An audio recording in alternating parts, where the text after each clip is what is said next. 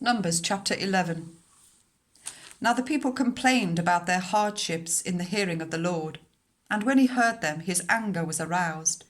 Then fire from the Lord burned amongst them, and consumed some of the outskirts of the camp. When the people cried out to Moses, he prayed to the Lord, and the fire died down. So that place was called Taberah, because fire from the Lord had burned amongst them. The rabble with them began to crave other food, and again the Israelites started wailing and said, "If only we had meat to eat. We remember the fish we ate in Egypt at no cost, also the cucumbers, melons, leeks, onions and garlic. But now we have lost our appetite. We never see anything but this manna." The manna was like coriander seed and looked like resin. The people went around gathering it, and then ground it in a hand mill or crushed it in a mortar. They cooked it in a pot or made it into loaves, and it tasted like something made with olive oil. When the dew settled on the camp at night, the manna also came down. Moses heard the people of every family wailing at the entrance to their tents. The Lord became exceedingly angry, and Moses was troubled. He asked the Lord, "Why have you brought this trouble on your servant? What have I done to displease you, that you put the burden of all these people on me? Did I conceive all these people? Did I give them birth? Why do you tell me to carry them in my arms, as a nurse carries an infant, to the land you promised on oath to their ancestors? Where can I get meat for all these people? They keep wailing to me, 'Give us meat to eat.' I cannot carry all these people by myself. The burden is too heavy for me. If this is how you are going to treat me, please go ahead and kill me right now, if I have found favor in your eyes, and do not let me face my own ruin." Then the Lord said to Moses, "Bring me 70 of Israel's elders who are known to you as leaders and officials amongst people. Make them come to the tent of meeting, that they may stand there with you. I will come down and speak with you there, and I will take some of the power of the Spirit that is on you and put it on them. They will share the burden of the people with you, so that you will not have to carry it alone. Tell the people, 'Consecrate yourselves in preparation for tomorrow, when you will eat meat.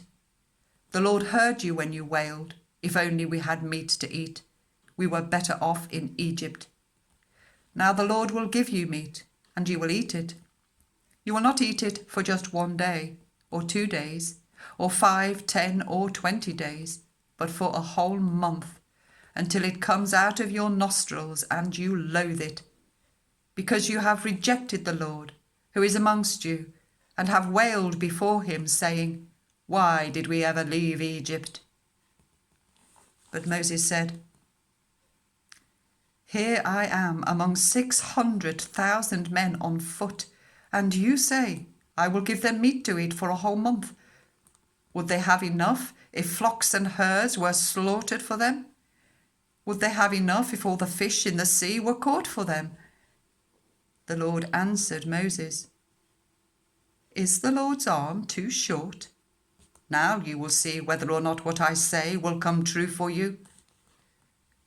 So Moses went out and told the people what the Lord had said. He brought together 70 of their elders and made them stand round the tent. Then the Lord came down in the cloud and spoke with him, and he took some of the power of the Spirit that was on him and put it on the 70 elders. When the Spirit rested on them, they prophesied, but did not do so again.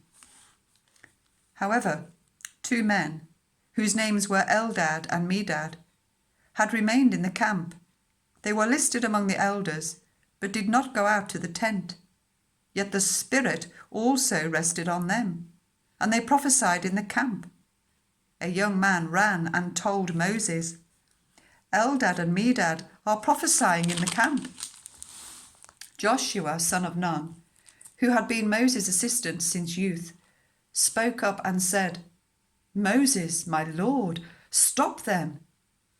But Moses replied, "Are you jealous for my sake?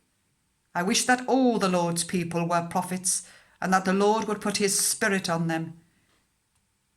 Then Moses and the elders of Israel returned to the camp. Now a wind went out from the Lord and drove quail in from the sea. It scattered them up to 2 cubits deep all around the camp, as far as a day's walk in any direction. All that day and night, and all the next day, the people went out and gathered quail. No one gathered less than 10 homers. Then they spread them out all around the camp.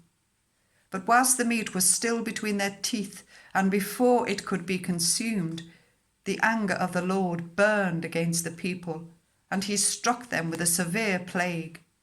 Therefore the place was named Kibroth-Hattaavah, because there they buried the people who had craved other food. From Kibroth-Hattaavah the people travelled to Hazeroth and stayed there.